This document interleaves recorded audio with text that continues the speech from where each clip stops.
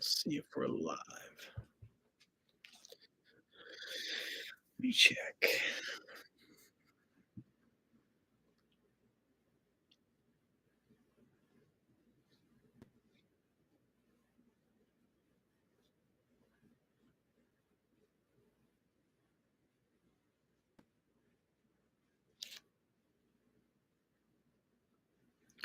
Doesn't say that.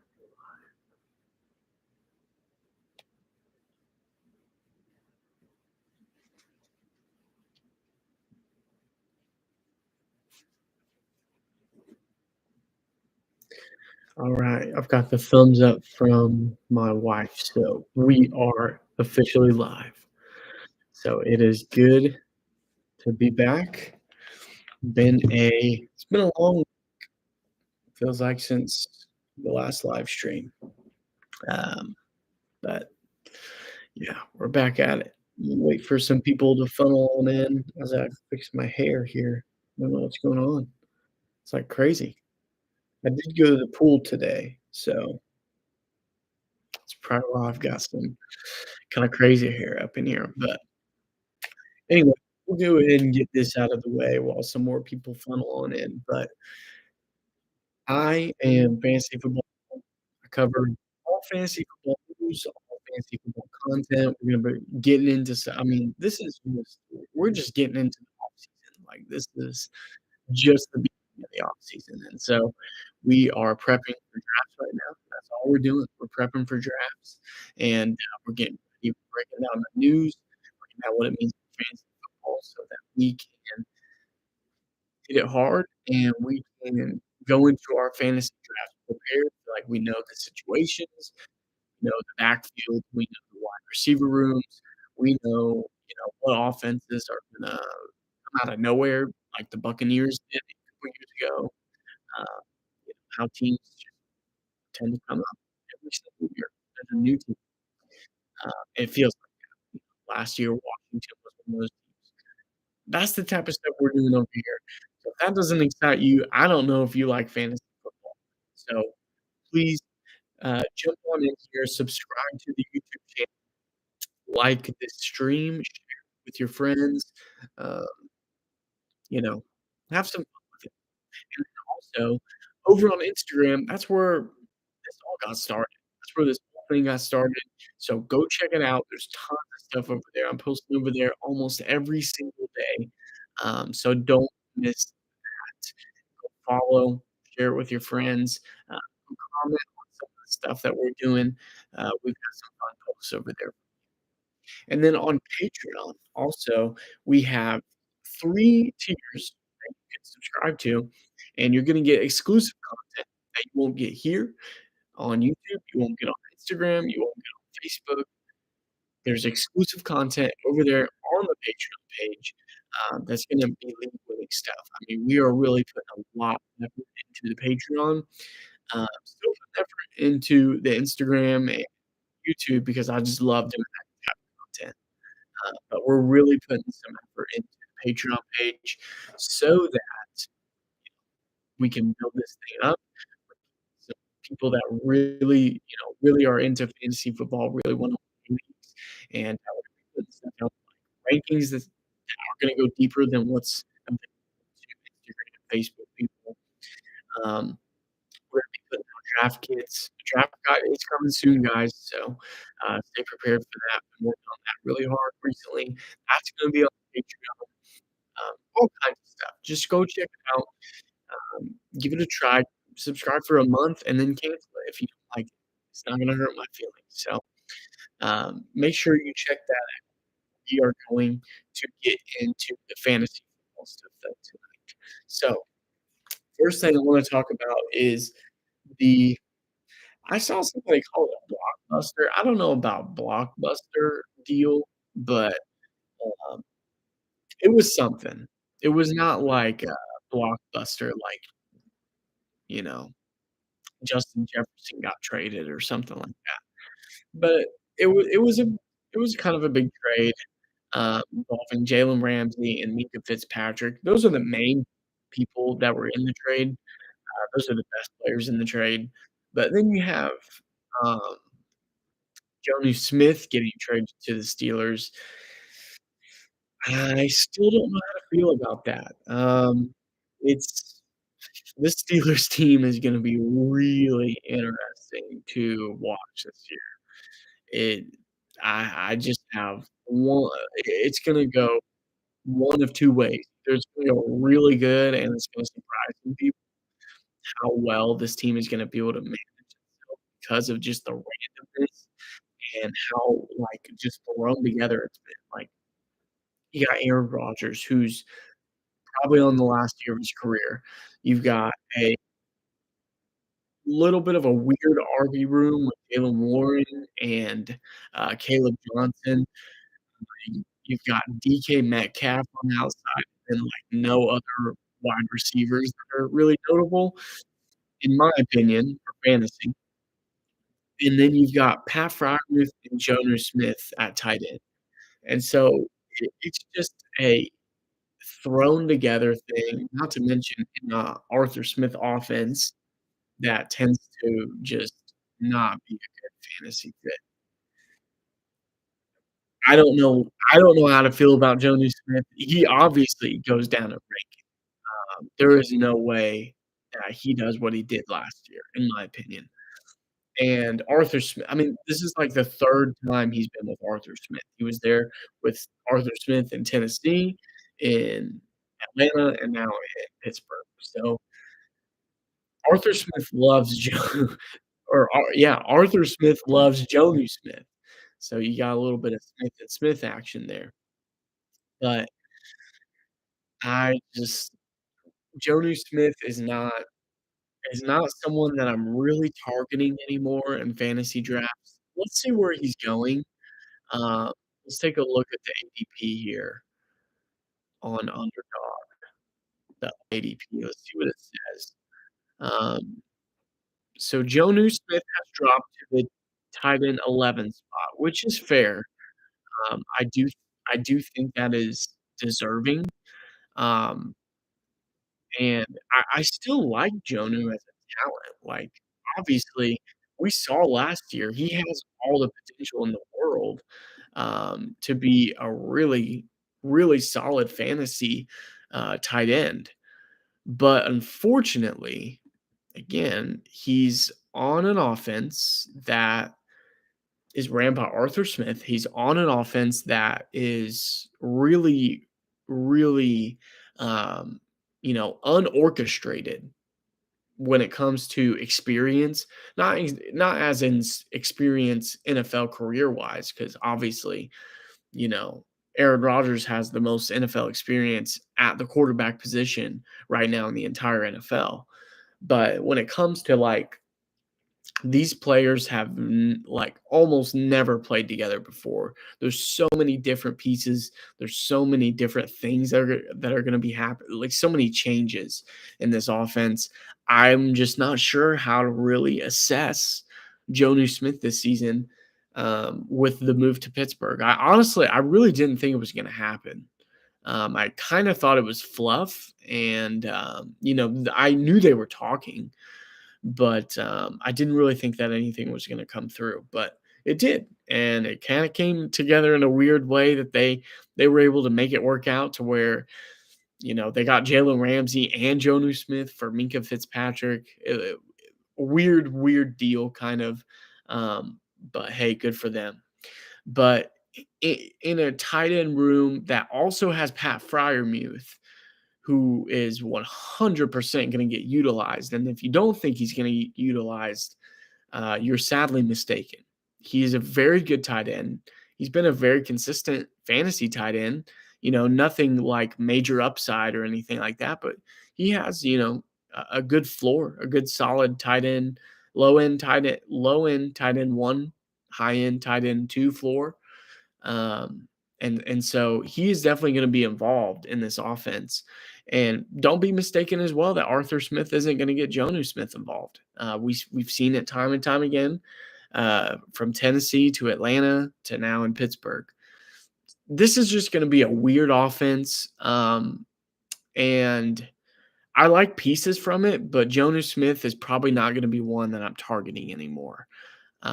he's probably gonna have he's not gonna see that week to week consistency, I don't think, um, that we saw near the end of the year or like the last half of the season in Miami last year. But Jonnu Smith, he's just I don't see him living up to what he did last year, and so for that reason, um, I'm no longer really targeting him. Tight end 11 is fair. It's a significant drop from where he was, but it just still there's guys below him I would rather take a shot on, um, just because there's so much unknown within this offense. I'd rather take a shot on Tucker Craft. I'd rather. Uh, it's hard to say, but I'd probably rather take a shot on Colston Loveland.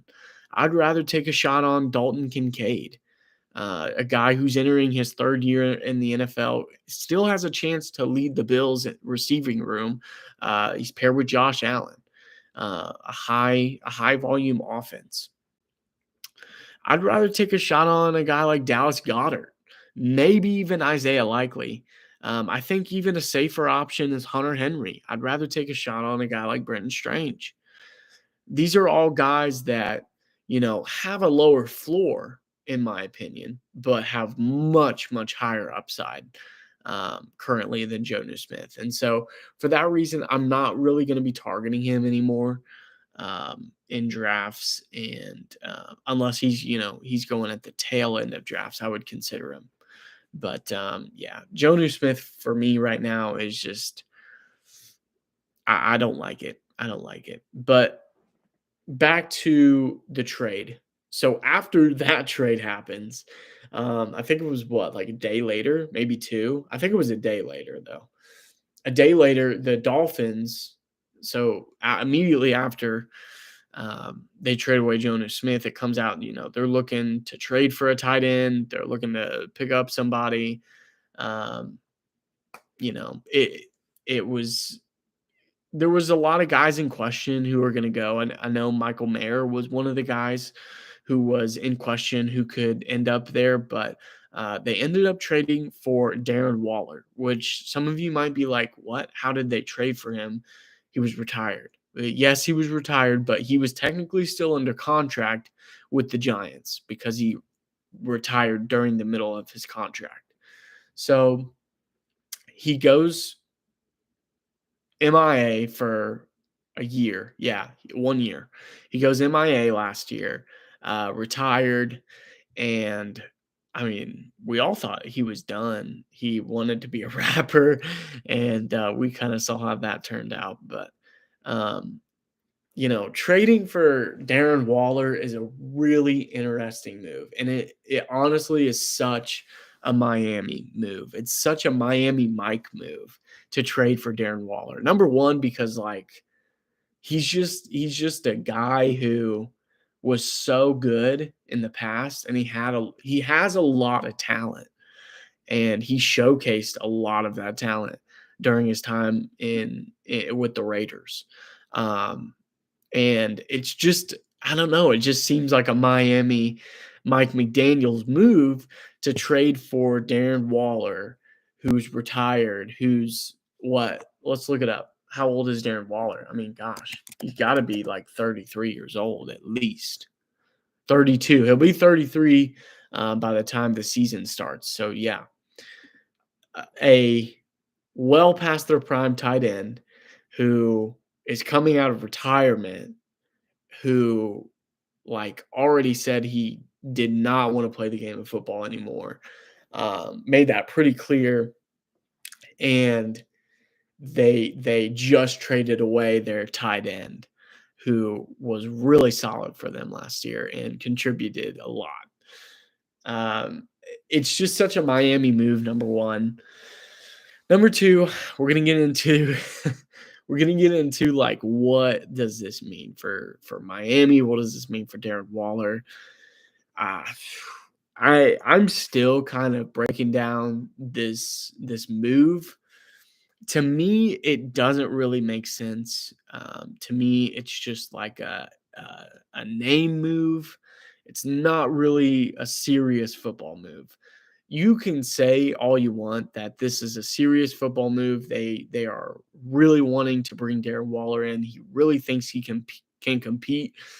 And there's no doubt he's a really talented football player. I mean, I remember when Darren Waller came busting out of nowhere and broke the fantasy football world and was like a major out of nowhere breakout on the Raiders. Not that long ago, really, not that long ago. Probably 6 or 7 years ago. I remember that, and um, I mean, gosh, he was such a good football player. But at the end of the day, this is a guy who was showing signs of decline, a guy who has never been able to really stay fully healthy, a guy who is now in a crowded situation. People don't talk about that enough. And on the Raiders, he was their number one option. He was the guy there. There wasn't, an Amari Cooper there anymore. There wasn't a top receiver. I mean, Antonio Brown was there, but Antonio Brown really wasn't there. He got cut. So Darren Waller was the guy. Now you still have Tyreek Hill, who I'm not, a huge fantasy football fan of this year, but he's still going to see, a significant amount of targets. Um, and then you've got Jalen Waddle still there. Devon Achane out of the backfield is going to be in the receiving game a lot. So Darren Waller, a 33-year-old coming out of retirement, I can't get behind it fantasy football wise. I'm really interested to see how this works out, just as an NFL fan, but fantasy football wise, I'm not expecting him to go very high. I don't think anybody would take him very high. But even as like a late round flyer, is he really worth it more than a guy like Emeka Egbuka? Is he really going to be worth it more to take a shot on him than a guy like J.K. Dobbins? Is it going to be worth it to take a shot on Darren Waller over a guy like Kyle Williams, Trey Harris, Trey Benson? There's several other guys that I would rather take with my last fantasy football pick, or close to that 10 to 16 range, than Darren Waller. There just is. If I recently saw a interview of him talking about the moment he knew that he did not want to play the game of football anymore. Um, and he was playing with New York, and he was doing some sort of weird blocking play where he wasn't involved in the pass. And we saw, he was not involved in New York. And it just didn't work out fantasy football wise. It didn't work out for him as a player. And so he was just like, why am I out here? I don't want to be here anymore. I don't want to play anymore. So he, after that season, he retired, and this last season, 2024, has passed, and he didn't play. Well, and I saw a thing that said he came back, specifically to play for Miami. Well, that's cool, but what happens when, there's a play this year where he's like, why am I doing this? Why am I out here right now? It literally just takes that little thing to ruin somebody's season. And that guy on your fantasy team, there goes one of your fantasy football assets. Like, mentally, he's gone. He may still be playing. He was still playing. That was early on in the season in 2023 that he decided he wanted to retire after the year. Well, he just checked out mentally. What happens if he does that again? And this year, it's different because he goes as let's see, I'm still scrolling. He goes as the tight end 29. So that's a lot different than going, as a top 10, top 12 tight end, like he did when he was in New York. It's a lot different story. He's a late round flyer guy, a guy you're throwing a dart at in the last pick of your draft. I understand that. But still, I want to make the best. I want to make the most. Every single pick in my fantasy football draft, I am aiming for the best pick I could possibly make at that moment. And with Darren Waller on the board, there's probably several other guys that I can think of that I would rather throw a dart at in 2025. And so for that reason, Darren Waller just really isn't an option for me. Um, unless we hear a lot of noise in training camp, and unless we hear a lot of noise through the preseason stages, all of that. It's going to have to take something like pretty monumental for me to change my mind on that. It's just, you know, e- every player has a time where they're really good. Well, not every player, but players have a time where they're really good, and then there's just a period where they just have to, we just have to take our hands off the situation and say they are just not the same player anymore. And that's Darren Waller. Darren Waller is just not the same player that he used to be. So with that being said, you know, I do think this helps all of the other guys in Miami. If Tua can stay, well, I don't even say that anymore. I don't even say if Tua can stay healthy because it's just not going to happen, guys. I know you can't. People say you can't predict injuries. In some cases, Tua Tagovailoa, it's just not going to happen. I'm sorry. I want to believe in him. I want to say that he can stay healthy. I want to say that, he can provide fantasy upside for these Dolphins receivers and for Devon Achane, but it's just not going to happen. So, but when Tua is healthy, because there will be moments when he is healthy, this move significantly helps Tyreek Hill, Jalen Waddle, and Devon Achane. I saw a stat the other day that said Tyreek Hill and Jalen Waddle saw 100 less targets combined from 2023 to 2024, which was last year.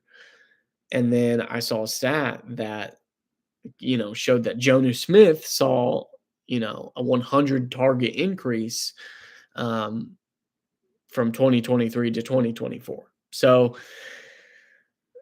when a guy like that leaves, there's a big opportunity for these Dolphins receivers and for Devon Achane. Don't underestimate Devon Achane's ability to catch out of this backfield and get a chunk of this target share, a good chunk of this target share. Don't underestimate his ability to do that. But when a guy like Jonnu Smith is now out of the offense and not replaced with somebody who is going to get that volume, like he's not going to be able to be plugged and played into the volume that Jonnu saw last year. You're talking um, a, a significant amount of volume increase to these Dolphins receivers. So that helps immediately. And so it starts to maybe potentially make Tyreek Hill and Jalen Waddle values. Like at wide receiver 14, I'm not smashing the draft button for Tyreek Hill. I still am hesitant. I'm still cautious of Tyreek Hill at tight end or at wide receiver 14, tight end. Wide receiver 14, I'm still cautious, but it starts to look better. It's looking better for me.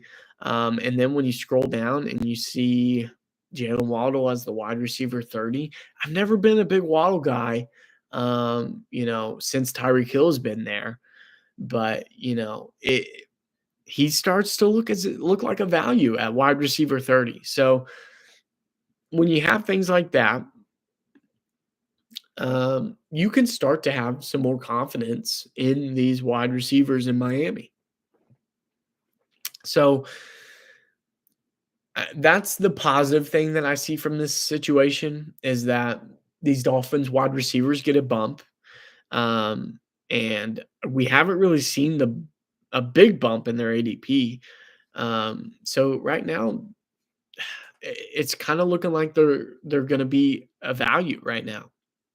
But we're gonna have to see what that looks like in August before we call them values. I did post a post on Insta. I did make a post on Instagram and Facebook and Patreon about Tyreek Hill being a bust this year. And some people agreed, some people didn't. Um, but one of the main reasons was because there's just so much more in this offense now than Tyreek Hill. A couple years ago, it was really just Tyreek Hill. They didn't have pass catchers in the backfield really.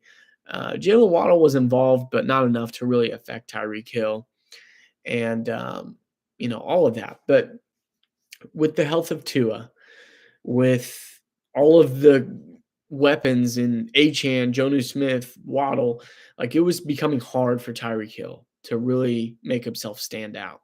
Um, Not that he can't make himself stand out, because obviously he's one of the best wide receivers in the league still.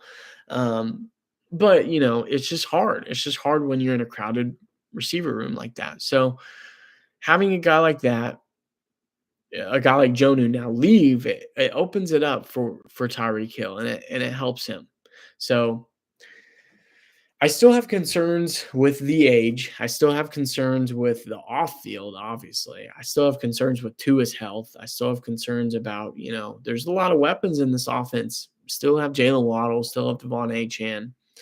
And this Dolphins offense this Dolphins team just, I don't know. It's just not that. It's good on paper, but they just didn't play good last year. Which things can change this year, but I'm just not sure. I'm just not sure that we're going to see it. So um, I'm okay with Tyreek Hill at wide receiver 14. It's not a smash and grab, and it's not a total avoid for me anymore. But yeah, and then Jalen Waddle. I mean, wide receiver 30. Like you're barely paying much for him. I mean, it's wide receiver 3 price. In years past, he's been going as a wide receiver 2. I wouldn't take him as a wide receiver 2, but wide receiver 3, honestly, that's not bad. Really not bad. So those Dolphins receivers, that whole situation, it's kind of messy, but we can kind of read in between the lines there and see that. So we're gonna move on to Chuba Hubbard. So I put out, I'm gonna stop sharing my screen here. I put out a post the other day talking about how Chuba Hubbard is looking like a value this year. Running back 16 ADP is pretty low for a guy who finished as the RB 14. And if you calculate his second half of the season numbers, was on pace to be a top 6 RB last year. So I really like Chuba Hubbard this year. He's not a guy that he's not like Bucky, where Bucky's going as the RB9, but I have him as my RB4 or RB5. He's not like that. I have Chuba as my RB14 compared to the consensus RB16. But the reason why he's a value is because he goes in round 4 or 5. And this is a guy who people are projecting a decline because they've brought in Rico Dowdle. They've brought in a couple of guys. And I'm not discrediting Rico. Rico Dowdle. I'm not discrediting what he did. He had 1,000 yards rushing last year. He had, I think, 4.6 yards per carry, 4.8, something like that. He was efficient. He had 1,000 yards rushing. He's still at a good age. He was brought in for a reason. I understand that. But I think perspective is what is different for me. I don't see Rico as the 1B to Chuba's 1A. I see Rico as the RB2 to Chuba's RB1. And the reason why I say that is because Chuba is a better talent than Rico Dowdle. And the way that Chuba plays the game is more fantasy friendly than Rico Dowdle. And I'm also going to pull up what the beat writers have been saying about Chuba, and it goes right along with what the logic that I've been thinking for Chuba for a while, and what I put into the post. So I'm going to share this bit of news here. Let's go to the news. So I got to scroll down. I was planning on sharing it all. We are going to scroll back up and cover some of this stuff, but let's go to Chuba. Okay, it says so right here. The Charlotte Observers believes Chuba Hubbard will still receive the overwhelming majority of the touches in the Panthers backfield. The number of carries will drop a bit in 2025. Fine. I said that. Um, because it has to. And the reason why they say it has to is because they want him to stay fresh. They want him to stay healthy all season long. They don't want to have Chuba for 13 games and then they have to rely on Rico to be the RB1. They want Chuba for 17 games and to just mix in these other guys to give Chuba some breather. That's understandable. Everybody does that. Jahmyr Gibbs is in a 50% snap sharing backfield with David Montgomery. He finished as the RB2 last year. So it's not an issue to share a little bit of the backfield with Rico Dowdle and with Trevor Etienne. But here's where it lines up with what I'm saying. They believe that this will just be a management for Hubbard and that he should still get all the goal line touches. He also believes Rico Dowdle and Trevor Etienne will split snaps behind Hubbard this year. So there you go. They're saying that Chuba is the lead guy. He's undoubtedly the lead guy in this backfield. The timeshare is more so between Rico and Trevor Etienne, which that's what I've been trying to say. Chuba he's the goal line back. He's the guy who's getting, he's a 3-down back. He is a guy who can play on the passing down snaps, but he's a guy who's also efficient. So he doesn't have to be like, I'm trying to think of like a bulldozer guy. Rachaad White. He doesn't have to be like Rachaad White or like Najee Harris. Guys that aren't really efficient when they run the ball. So they have to see a lot of volume in order to be effective, in order to see fantasy production. Chuba is efficient. He can get, a limited amount of the touches, but also get fantasy points because he's efficient with the ball. He's involved in the passing work. He's getting goal line touches. He's getting red zone touches. That's what makes Chuba Hubbard appealing at RB16 because he has that top 10 upside. So this aligns exactly with what I was saying, exactly with my post, where I don't have concern about Rico Dowdle and Trevor Etienne because the timeshare is more between those two players rather than them and Chuba Hubbard, if that makes sense. So also a point to be made is this Panthers offense is improving a lot, and we saw it last year. Let's pull it up on Instagram. I have the exact stat, so I want to be accurate with you all. Let's pull it up here. So here's my Instagram page, by the way, but here's the post. So targeting Chuba Hubbard. Let's see. That's not it. Okay. So we got to talk about this Panthers offense, okay? So in 2024, the Panthers went 1-7 during their first 8 weeks. They were horrible. Chuba was still pretty good. He was still a decent back, especially because you got him so late in your drafts. Like Chuba Hubbard was an extreme value because of how late you got him.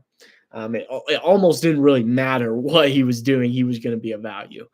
But the Panthers go 1-7 in their first 8 weeks, first half of the season. They were not looking good. Bryce Young got benched. Andy Dalton came in. The receivers weren't really clicking. It just didn't go well for them. But down the stretch of the second half of the season, they went 4-5. So they improved. They were just below 500. but they were showing major signs of improvement. Even in the games they lost, they were competitive and they were staying in the mix like pretty much the whole time. So this has to have an effect on Chuba Hubbard because we know like almost every statistical data piece, there are outliers. There are, players that are going to make the data um, look not 100% correct, and that's fine. But statistically, most times when you find a really good running back, a top 12 guy, he's usually playing for a really, really good offense. Think about it. Christian McCaffrey, he's in a really good offense. You've got Bijan Robinson. He's in a pretty good offense. Jahmyr Gibbs, really good offense. Saquon Barkley, really good offense. Bucky Irving, really good offense. When you think about those guys, you've got guys like Alvin Kamara who are outliers. He was not in a good offense, but still ended up as a top 12 guy. There's always going to be outliers. But for the most part, there's a major correlation between running back success and overall offense success. So when we see the Panthers doing bad here in the first half of the season last year, and then they improve in the second half of the season, naturally, Chuba Hubbard improves. So let's take a look. So what did Chuba Hubbard do during those stretches? Well, in the first half of the season, when they were 1-7, he went 14. He averaged 14 and a half fantasy points per game. That's cool. That's still pretty solid numbers for a guy who was going in like the last round of your fantasy draft. But in the second half of the season, when they went 4-5, he's averaging 17.9 fantasy points per game. Wow. That's a major increase. That is a 3.4 points per game increase. And if you didn't know, you take that second half points per game and you take that across a 17 game pace, which is the full length of the year. So say the Panthers do, so what is that? Over a full season, you're looking at like an 8-9. Yeah. 8-9 record for the Panthers. So all the Panthers have to do is go 8-9 and have that same like pace of offense that they're doing. It's not even a major improvement that they have to make. They literally have to go right below 500 at 8-9 for Cuba to see the pace that he was going at. So you take that, go across a full season, 17 games. He was on pace to be the RB6 last year overall. So you break that down and you just don't see RB16. That's like his absolute floor. That is not even close to his upside. That's not even where like he's like right in the middle. It's not, perfectly baked in. It's his floor. His floor is RB16. His ceiling, probably top 10. His ceiling, I mean, according to this, is RB6. So what I'm trying to say is that this offense is improving. They've added talent to the offense. Bryce Young is improving. It's the second year as a system, as a whole. This is a growing offense. And I believe that Chuba is going to grow with it, and he's going to build upon last year and show why he's the guy. He's the guy there, and he's the guy that they signed to an extension this offseason, and they believe in, and they trust. So that's my Chuba Hubbard spiel for tonight. So there you go. But if you have any questions or comments on Chuba Hubbard, anything like that, just let me know down in the comments. We'll talk about it right now. So let's do it. But we are going to move on to this Jaguars backfield. So a while ago, let's go back on Instagram. A while ago, I made a post about being a sleeper running back, and I'm still really standing strong on the fact that I think he's a sleeper this year, guys. He's going, let's see. Um, well, we'll check here in a minute, but this is a guy who was the RB3 not like a couple years ago, and he was going as like a top 10 running back in ADP last year. They had a bad season. Who else in Jacksonville was relevant than Brian Thomas Jr. last year? Nobody. Trevor Lawrence wasn't relevant.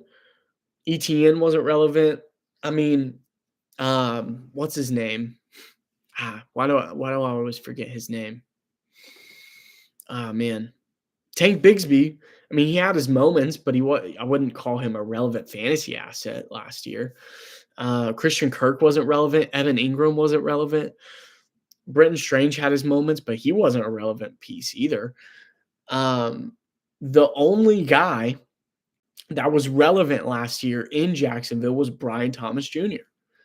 So why are we throwing shade just at Travis Etienne because this whole Jacksonville Jaguars offense last year was horrible outside of Brian Thomas Jr.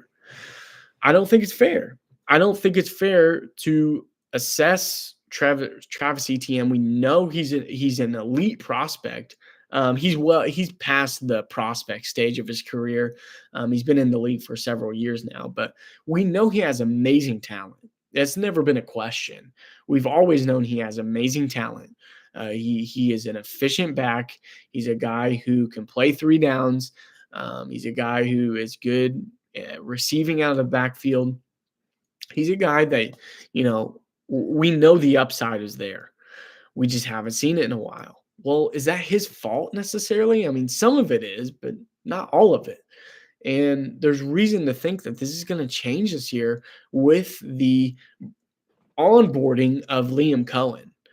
Liam Cohen, he took a good Buccaneers team. The Buccaneers in 2023 were pretty good. He took a good Buccaneers team in 2023 to a elite Buccaneers team in 2024, or an elite Buccaneers offense in 2024. Why can't he do that with this Jacksonville Jaguars offense? We know that Trevor Lawrence has had his moments. He was a good fantasy football quarterback not too long ago, but it just hasn't clicked for a while. He can take this team to the level or very near the level that he brought the Buccaneers last year. There's no reason to think that he can't. And I believe that he is going to make Travis Etienne back into one of the running backs that, is in that top, 20 conversation again. And so when you got like that, in this backfield, a talent like that in the backfield, you know, a lot of people are talking about how Bashal Tootin is this year's Bucky Irving. Well, I want to slow the guns on that a little bit. I want to argue that Travis Etienne, not because, Travis Etienne is not a rookie running back. He's not a guy going behind the starter like he did with Rachaad White or anything like that. But Travis Etienne is a guy who could come out of nowhere, revitalize his fantasy football, reputation, and be the lead back here and get really good work and see the goal line a lot and, get those touches that really matter and equate to fantasy points. And I think that Travis Etienne can be that guy this year. And here's the kicker. Last year, we were drafting him as like, if you wanted him, we weren't drafting him. I didn't want him. But if you wanted to get Travis Etienne last year, you had to get him in like the top 10, top 12. Well, that's not the case this year. This year, he's the RB33. And at the time of the post, he was the RB38. So even more of a value then. But RB33, he's not even going as a RB3 option. He's going as a RB4. So, or no, my bad. He is going as a RB3 option now, but a late RB3 option. So when you've got a guy like that, he just kind of jumps off the screen at you. A guy like Travis Etienne is going in the RB30s. That's a value that I want to try to take advantage of because he is the starter, because he's in this Liam Cohen offense that I'm projecting to improve. And I think he's going to be a special part of it. And then we get a piece of news today that helps me also to believe that this happened for Travis Etienne this year. So let's go to the news. All right. I know it says Bashal Tutton here, but it's pretty much about Travis Etienne, or at least we're going to make it about Travis Etienne. So Jaguars head coach Liam Cohen said rookie Bashal Tutton needs to improve in pass protection. So Tutton automatically here doesn't sound like the third down back. Who is the third down back? It's Travis Etienne. He always has been. It says it's hardly surprising to hear a head coach urge a rookie back to get better as a blocker. Obvious. Pass protection is usually a roadblock to consistent snaps for rookie runners. From protection systems in college to the pros, that's usually where you see some of the tempo slow down for them. Playing slower, thinking more is when pass pros starts to kind of bog the mind, Cohen said. I think Tutton has done a solid job. I think he needs a lot more work, which all those guys do. The 104th selection in the 2025 NFL Draft, Tutton racked up 1,159 yards and 15 touchdowns on 183 attempts in his final collegiate season at Virginia Tech. He also functioned as a kicker return, a role he could experiment with in Jacksonville this summer. PFF graded Tutton in 2024 as the nation's 98th best blocking back out of 148 qualifying backs. He'll need to improve in that area if he's going to seize the RB run role in the Jaguars backfield in 2025. So already, Bashal Tutton doesn't look like the PPR back that you want. He looks like an early down back who is going to get touches, early on in the downs and early on in the drive. And then when the pass protection comes, or when the time to pass protect comes, it's going to be Travis Etienne. That's the guy I want in PPR. The guy that I want is going to be Travis Etienne, who right now is considered the RB1. What I would consider the most talented guy in the room, the most well-rounded guy in the room, and the guy who could be getting the receiving PPR work. That's the guy I want in this backfield. And so when people start to say that Tutton is this year's Bucky Irving, I don't buy it automatically. I can see where they're coming from. I can see where they want to make that connection, but I don't see it. He is to me, he is not even close to the player that Bucky Irving is. I think Bucky Irving is much more well-rounded. He is a good third down back, and he is going to be used in pass protection, whereas Tutton right now just seems to be a early down guy. And so this is not a knock to Tutton. He's a rookie. He has a lot of time to improve. This is just to say that Travis Etienne is a veteran back. He's been here for a long time. And I think they're going to rely on him, especially early on in the season when they're trying to, really get rolling. They're going to lean on their studs to make sure that they get off to a good start. They're not playing catch up all year. Travis Etienne is a guy who's going to be the RB1, but also he's going to be in a little bit of committee. But, really, there's not very many backfields at this point in the NFL that isn't a committee. And so you have to find who is going to be the most valuable asset. And to me, it's Travis Etienne. So at RB33 price, I'm taking him all day. I'm going after Travis Etienne there. So that's kind of the spiel for tonight. That's a lot of the news we were going over. Let's skim through some of this news, and then we'll do a mock draft, and then we'll call it a night there. But let's see here. Cam Ward. It says that Cam Ward is adjusting to the NFL speed and field width while learning how to adjust protection against the blitz. So it looks like Cam Ward is doing really, really good stuff in Tennessee, um, which is encouraging to see. I liked him as a prospect. I thought he had some areas to improve on, but all rookie quarterbacks do really.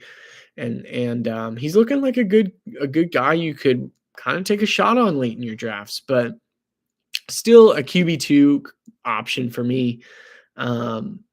Maybe even QB3, but I'm starting to think more QB2. But here's what I want to point out from this. Ward was really doing good with reading the defense and making the connections and making the right play at the right time. But it says here that Ward also notably signaled an audible to Calvin Ridley and connected with the veteran receiver for a touchdown. These are positive steps for a quarterback currently profiled as a quarterback 2 in redraft formats.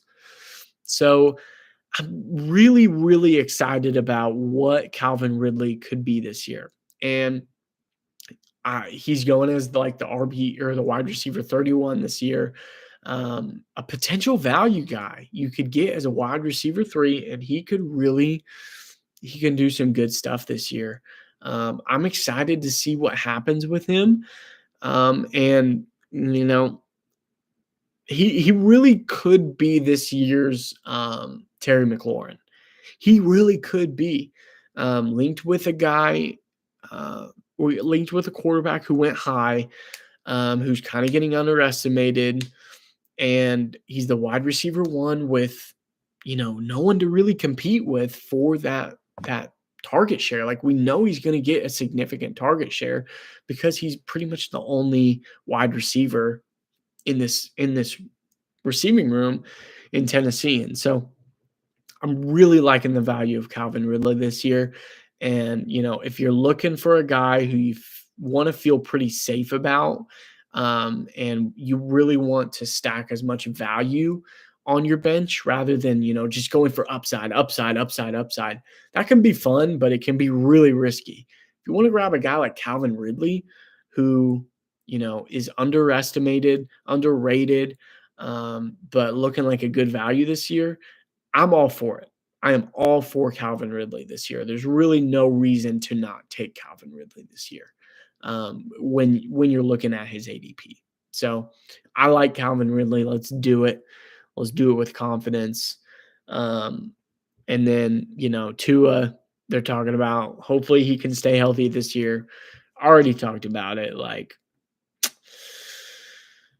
Tua is going to need to stay healthy this year, or else he probably won't be the Miami quarterback next year.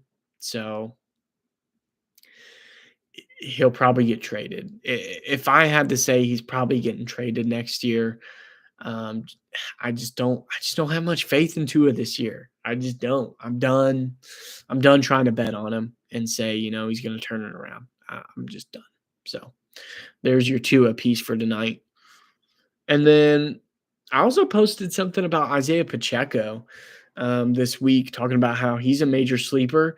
And we've got news that Elijah Mitchell will make the team given good health. So he is not a threat to Isaiah Pacheco. He's just trying to make the team right now.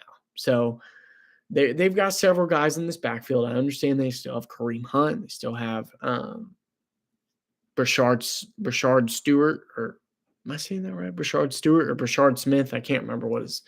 I'm sorry, I can't remember what his name is, but the rookie running back that they drafted.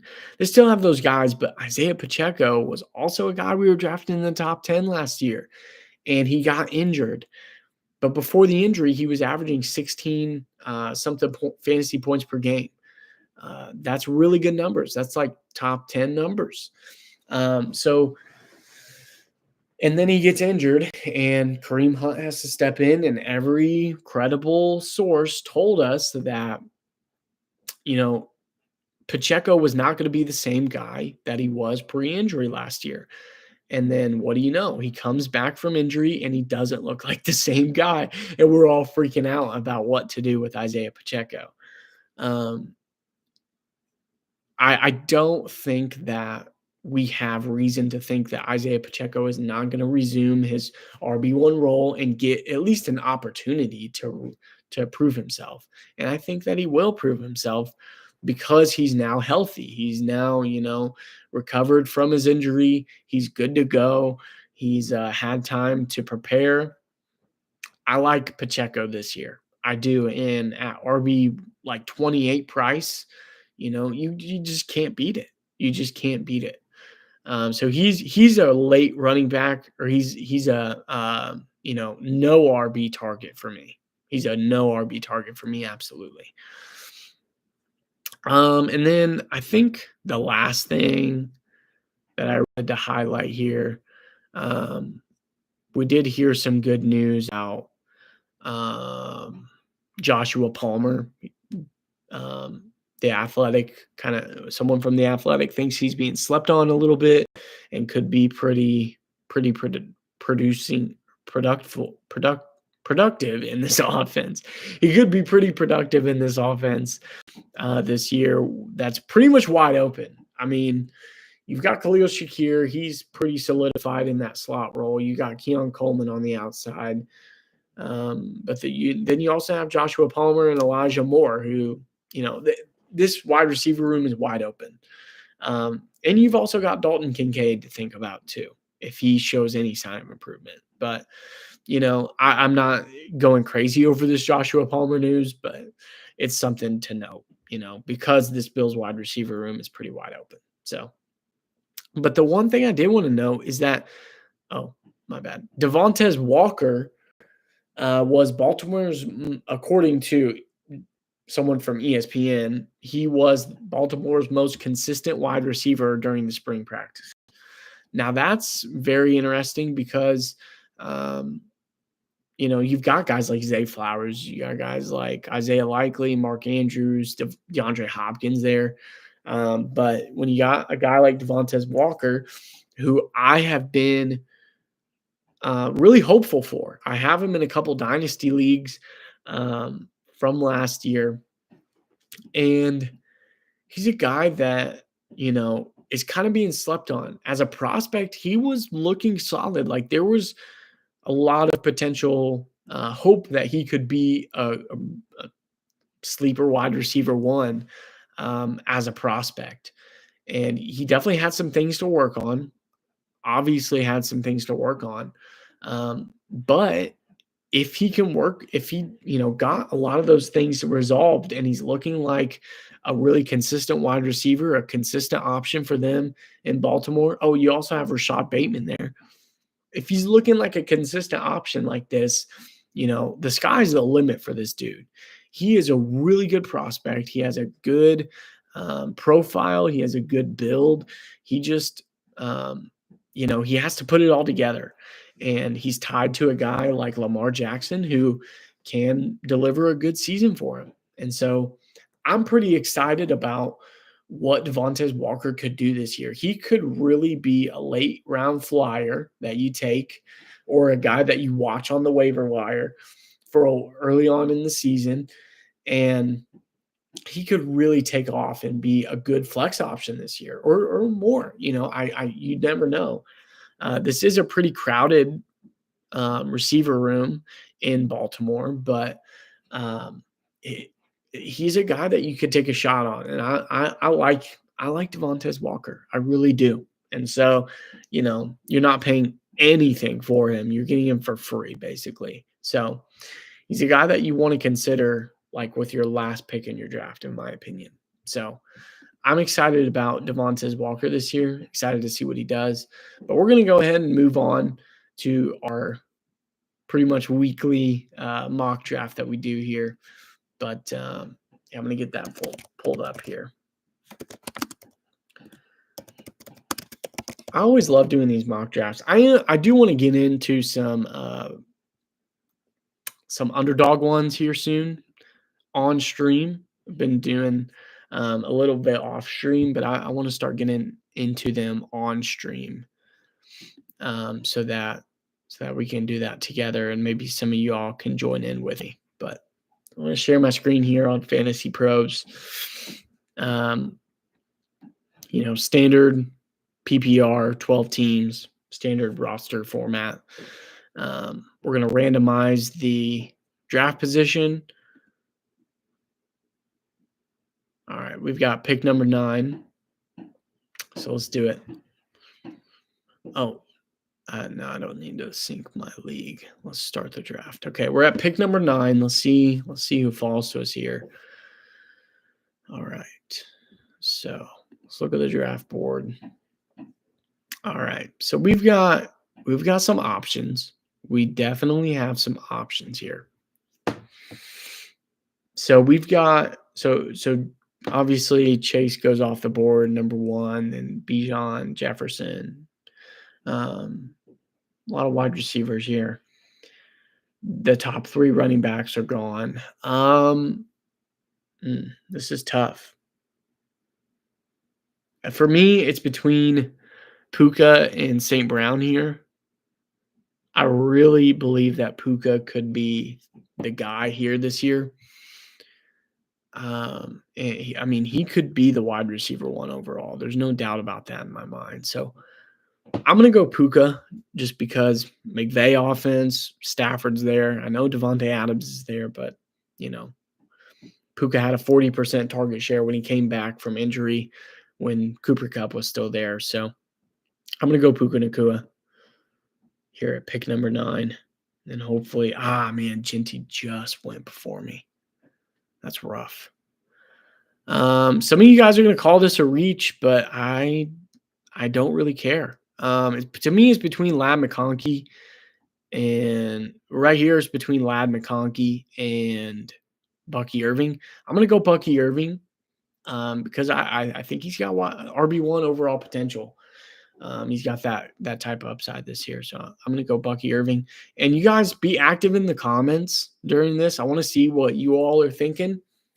I want to see what you're thinking about this draft. I want to see who you would pick, and we can talk about that. Let me get back to the screen here. Okay. All right. So, this is tough. The early rounds this year are, it's hard because you want to nail it perfectly, but it's hard not to, honestly. Like, it's hard not to get your team right outside or, within these top three rounds. But I think right here, I'm going to go ahead and grab Tyreek Hill in the 3rd round as my wide receiver 2. I'm still on the fence about Tyreek Hill, but let's see, there's been 1, 2, 3, 4, 5, 6, 7, 8, 9, 10, 11, 12, 13, 14, 15, 16. So wide receiver 17, Tyreek Hill, I just don't think that I can pass that up. I like it too much. So I'm going to take Tyreek Hill, wide receiver 17 off the board. He's my wide receiver 2. Let's do it. And then, right here, I'm kind of between a couple of guys like, Breece Hall, Jalen Hurts, Alvin Kamara. Those are the 3 guys that I'm really between here. Chuba's there. This is tough. This is really tough. Again, it's still tough in the 4th round where to go in the drafts here. Let me know what you think. I would love to secure an elite quarterback here in Jalen Hurts. I like getting a guy like that in the 4th round who could be the QB1 overall. I don't see anybody commenting anything. This is tough. I know there's really good quarterback values though, like Bo Nix, like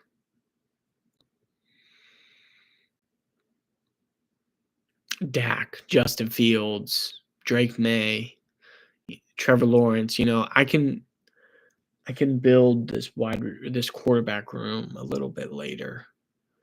Um, if Jaden Daniels was here, I would want 100% take him in the fourth round, but he did not. He did not make it past to us.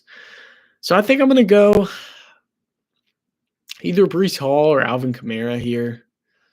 Both are really good options.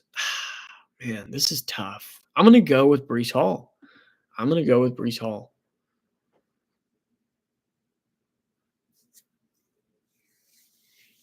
Okay. So we've got a pretty balanced team here. I mean, we've got 2 running backs, 2 wide receivers right now sitting on the squad.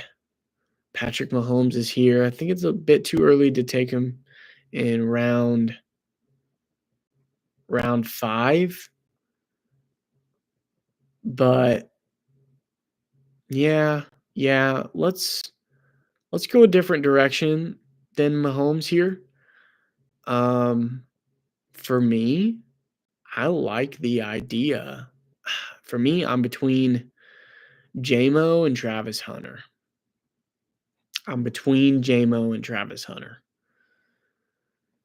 Mm, this is tough, guys. I'm between JMO and Travis Hunter. Whew. Man.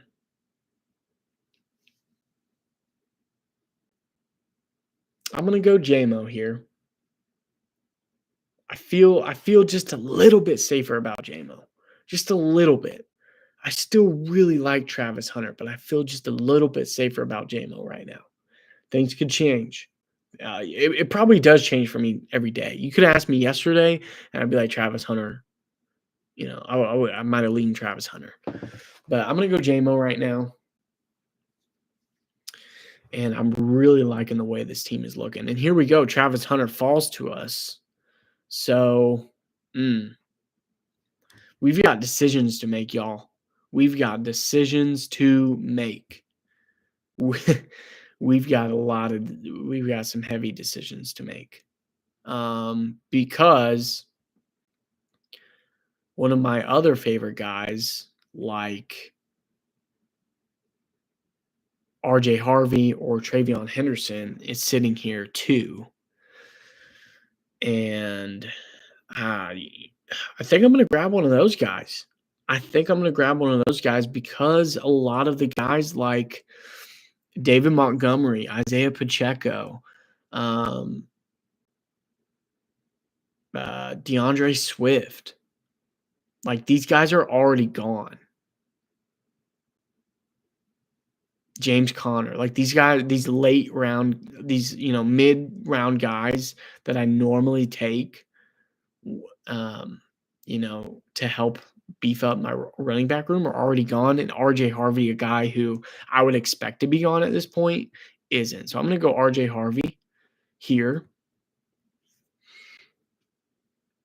And we're going to see who comes back to us. Oh, man, I was hoping Jacoby Myers would fall back. Dang it. Well, that's all right. Yeah.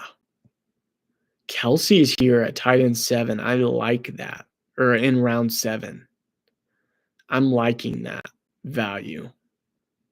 So I like that value. So I am going to take advantage of that value. I still think he can be a top 6 guy at the position.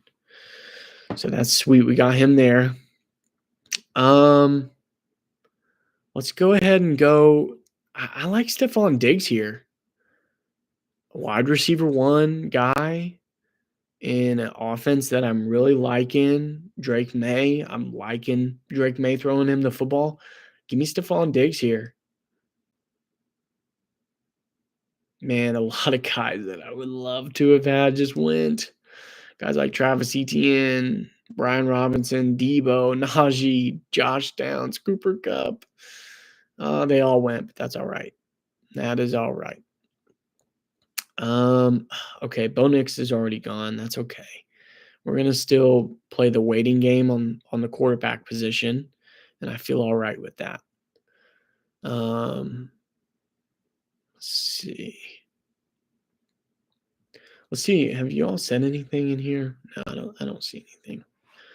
Yeah, let's go Jordan Mason here. I like that. Let's grab Jordan Mason as our RB4. I love that.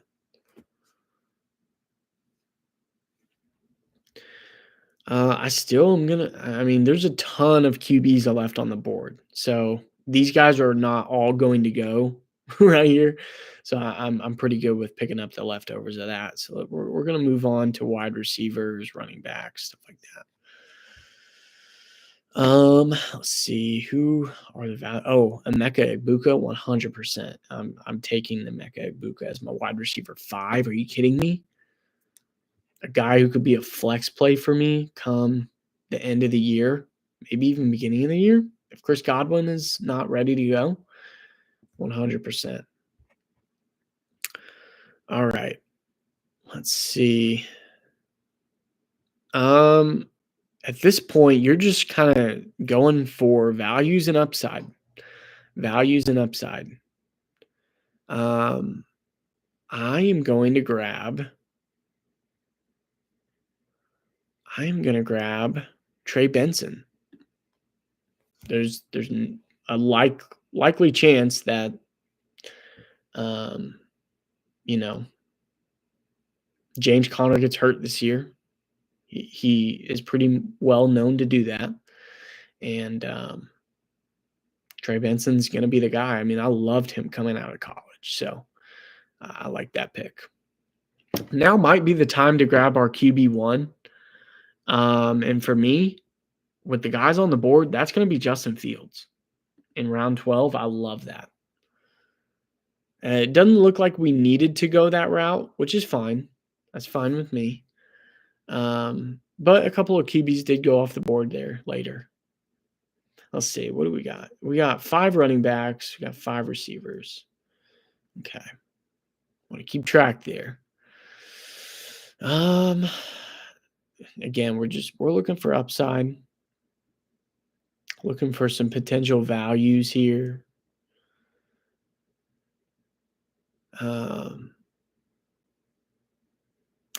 Could go Kareem Hunt. I mean, I still think he touches the ball this year, but let's keep looking. Let's keep looking.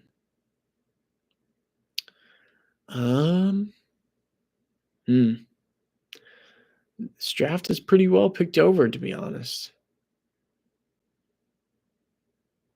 Yeah, this draft is very well picked over. Did J.K. Dobbins already go? Oh yeah, he went in round 10. Okay. Yeah, we're getting a little too far down for this to be considered a value. We're getting a little too far down here. Yeah. All right. Let's see.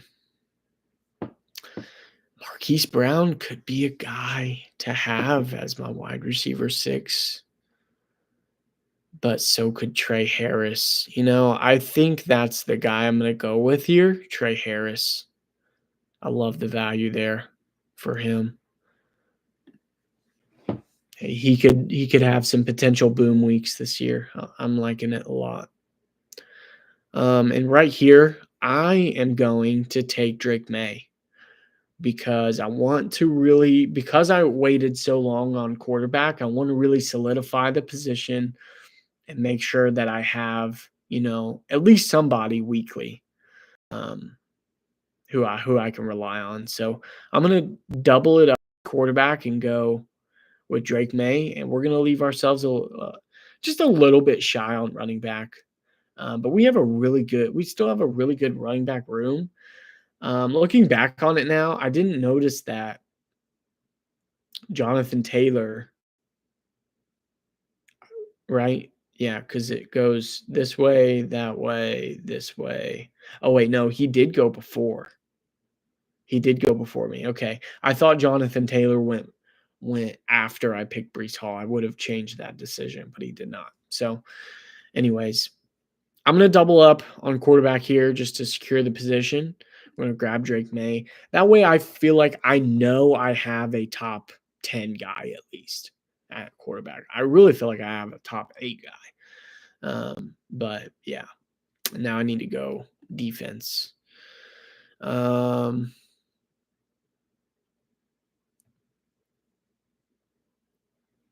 I'm going to go with the Giants I don't know. I'm going to go with the Lions defense here. And then kicker wise, give me Chris Boswell. Or no, actually, I'm going to go Chase McLaughlin. Chase McLaughlin. All right. Sweet. I really like this team. I really like this team. Getting Justin Fields in round 12, a guy I have ranked in my top 8. So getting him there was huge. And then, starting my draft with Puka and Bucky Irving, I love that. Having Breece Hall as my RB2 when he was going as the RB2 overall last year. I love that. Tyreek Hill is my wide receiver too, with potential to turn things around. And I got him in the 3rd round. So not paying a whole lot. Wide receiver 17. I think he lives up to that this year. And then you've got Travis Kelce, who I still think can be a top 6 guy at the position. JMO, who is being talked up a lot this offseason. Everybody's really calling for a breakout for him. So I'm excited to see that. And then we've got RJ Harvey off the bench, Stephon Diggs, Jordan Mason, Ibuka, Trey Benson, Trey Harris, Drake May. I mean, this team is a lot of upside. And, we don't really know a lot of the floors for these guys, which I'm fine with because I feel like I have the safety up here pretty well. So I like it. I like this draft. So we're gonna call it there tonight. Thank you all for joining in. Again, subscribe to the channel, like the stream, share it with your friends, your family. Go check out my Instagram page. I know you'll love the stuff over there. Give it a follow. And then go check out my Patreon community where you can have direct access to me. You're going to get exclusive content that you won't see anywhere else. Some stuff that's really going to help you win your league. And you're going to be able to talk to me, ask me questions, stuff like that. So go check it all out. I know you'll love that other content that I'm doing all throughout the week, not just on Thursdays, all throughout the week. So go check that out. Thanks for joining us tonight. We're going to call it here. Have a good night. Be safe this weekend. Praying for you guys to be safe this weekend. It's a holiday weekend. Things can get crazy. So just be safe, be aware out there. And we'll see you guys next Thursday.